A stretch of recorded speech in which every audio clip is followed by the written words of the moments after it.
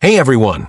In today's video, I'm going to show you how to reset the TikTok algorithm on your account and get a fresh For You page experience. Let's get started. First, open the TikTok app on your phone. Now tap on your profile icon in the bottom right corner.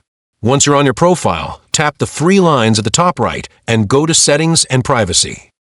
From here, scroll down and tap on Activity Center. In the Activity Center, you'll see options like Watch History, Comment History, and Search History. Let's start with Watch History. You can either select specific videos you don't want the algorithm to remember, or just select all and hit Delete. This helps remove content you're no longer interested in. Next, go to Search History. Here, you can remove previous search terms that may be affecting your feed. Again, you can delete them one by one, or just clear everything at once. Once you've done this, go back to Settings and Privacy, then scroll down and tap on Content Preferences. Now tap on Refresh your For You feed. TikTok will explain that this will reset your feed to show popular content again, like when you first joined. Tap Continue, then tap Refresh. You can also leave a reason if you want, then hit Submit. That's it.